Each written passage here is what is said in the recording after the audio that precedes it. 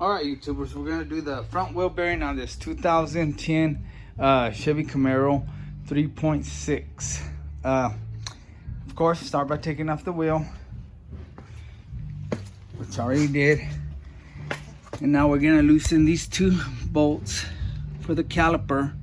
And then we're gonna go back here and take these two big bolts for the brake caliper bracket, so we can pull off the rotor and get to the hub. And this guy might be tricky. We got a tool for that. Sometimes they don't want to come out and people strip them. Okay, these are 14 millimeter. And sometimes this nut right here will turn. That's why I have a vice grip on the bottom one. But what I should have done first is kind of spread the brake pads apart. This will help if the brake pads are on there, or if the caliper's tight. Just a little bit. Barely anything will even help. It'll open up the calipers. Okay. Now let's take that bottom one off. Like I said, I'm holding it with the vice grips because this bolt down here, or the nut, was trying to turn. One, and the top one. See how that caliper moved? It wanted to jump off already. So I'm gonna take some bungee cord and just hook this up anywhere I can up here. I'm gonna try to just hook it up here and swing it back there like that. Okay. Now for the bolts in the back. They're out. These two. And I'm gonna use an impact. I don't know where my impact socket is. I'm gonna cheat and go with the silver one. I know I'm breaking the rules. Wait a minute. I see it. You got lucky. Here it is. Yeah. Thought I was gonna break the rules there. And these are very tight. They're very tight. So if you have an impact, it'll work. Okay. And these usually have Loctite on them, so I'll put a little Loctite on them when I get ready to replace them. All right, now we go up to the front here. And here's the tool I'm gonna use. It's real cheap, maybe $10, $15 at Harbor. You put the proper bit in there, and then you hit it with a hammer, and as you hit it, it turns and it breaks that loose. And I don't have that. It has a torque, so I'm gonna remove this. It comes with an adapter. Okay, I don't have a 1/2 inch torque, so I'm gonna put this adapter set up.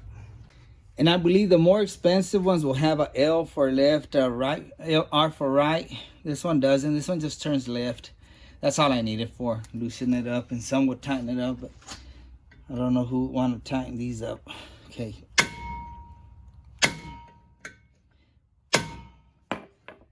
Okay, there. These are handy investing ones, guys, because a lot of people strip these, and then you're kind of screwed. You're gonna have to drill it out or figure some other way to get it out.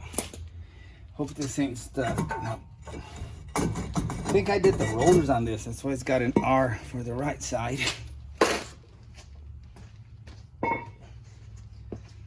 Okay, now this is the bad boy we're after. Okay, now I'm gonna put a little penetrating oil on those. Hopefully that'll help. And let's see if we can hear anything on this. See how rough it sounds? It shouldn't sound like that. It's real rough. It's because the bearings are done. Here's the new one. Expensive, almost $200. It's gonna be tight right now because it's brand new, but look, it should be smooth.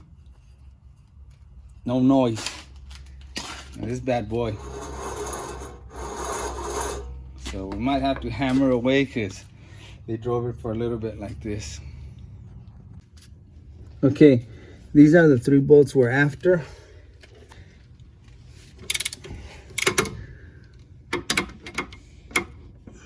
That one's gonna be tricky.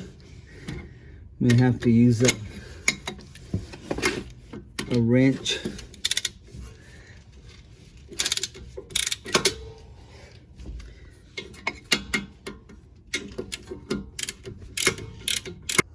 Okay, to get to the front one, just turn the wheel and you have access to it right there. Okay, I'm gonna use and I'm sorry, it's a 16 mil.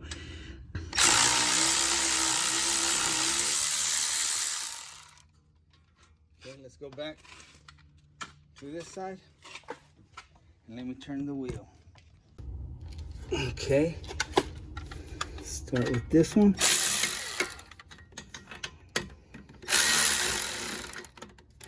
I need a little extension. All I need is just a little extension, this small. All I need is clear this little area there.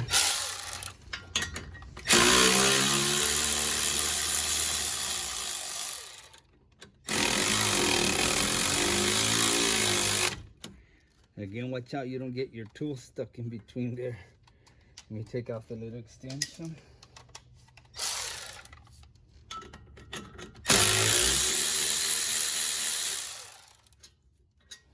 Sometimes you have to pound on these to come out. Maybe this one will cooperate. No, not so lucky. All right. Turn the volume down or cover your ears.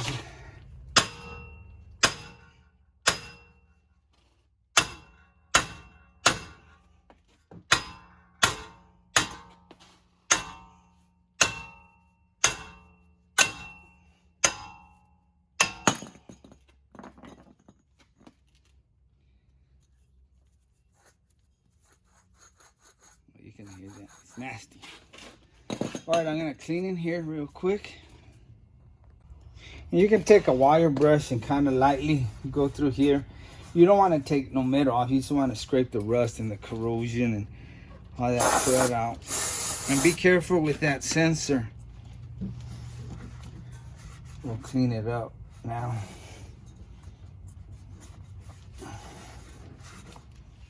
Okay.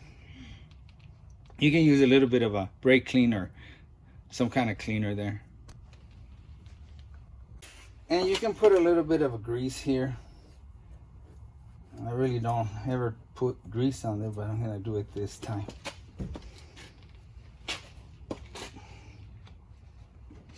All right, I think we're ready to install the new one.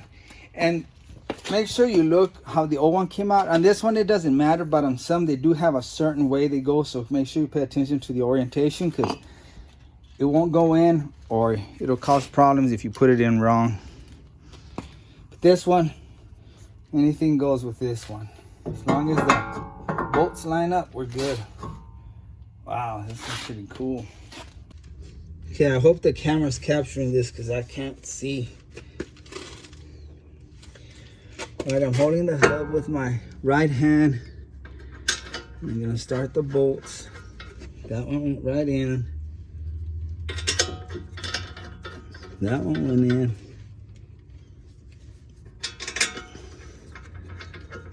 They all went in.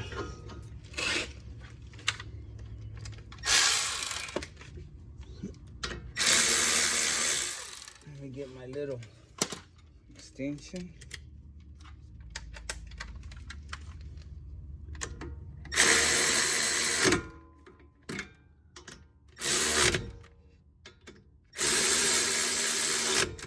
Hell, I didn't even have to turn the wheel.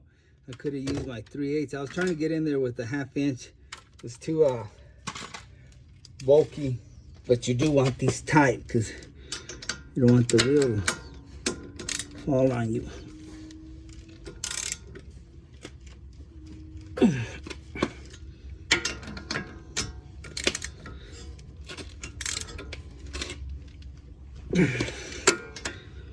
Okay.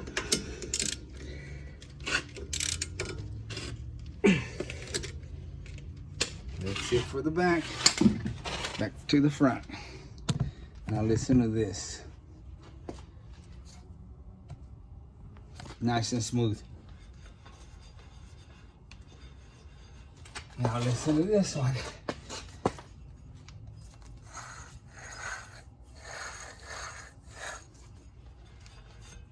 Okay, time for the rotor.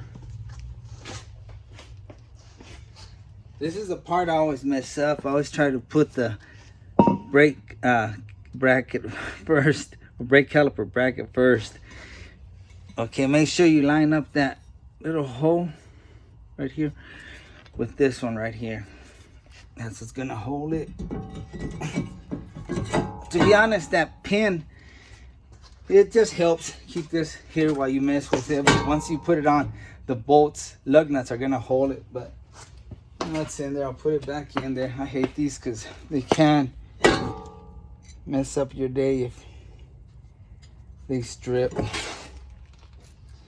On my vehicle, I take them off and leave them off.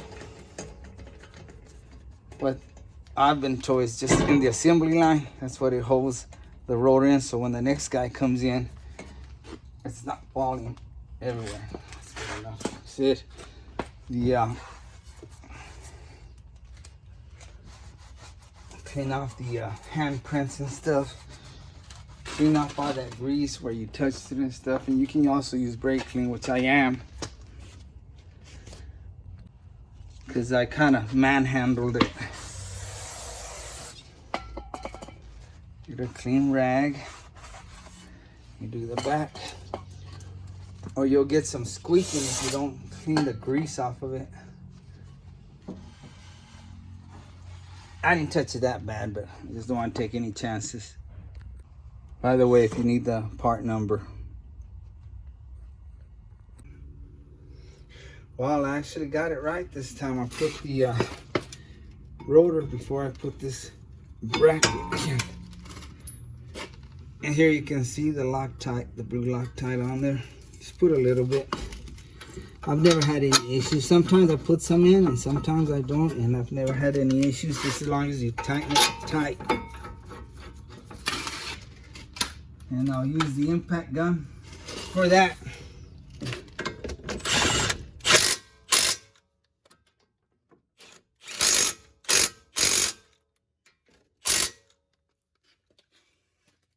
Okay, I'm gonna unhook the brake caliper where it's tied up. Put it on here. When you're trying to put this in, if it doesn't go, because these are sticking out, I gotta just push them in. They move. See, they go in. Sometimes they're sticking out. There you go. Okay, here's a view from the side.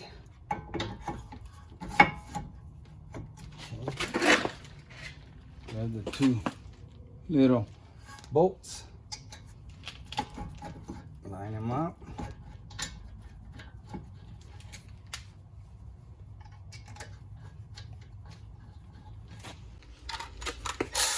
Tighten them up. See how that's turning? So I'll take, you can find the proper size of a wrench, but I always have a hard time finding which one fits in there, so I'm just going to use these needle nose pliers and hold it. Okay. On the bottom one.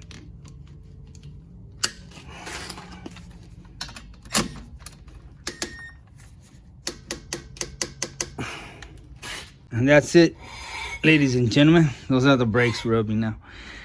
Once you get it going, they'll adjust. Now we just got to put the tire on. All right, YouTubers, got dark on me. That's how you put a front wheel bearing on a 2010 Camaro. Just took it for a test drive. It drove beautiful. No more of the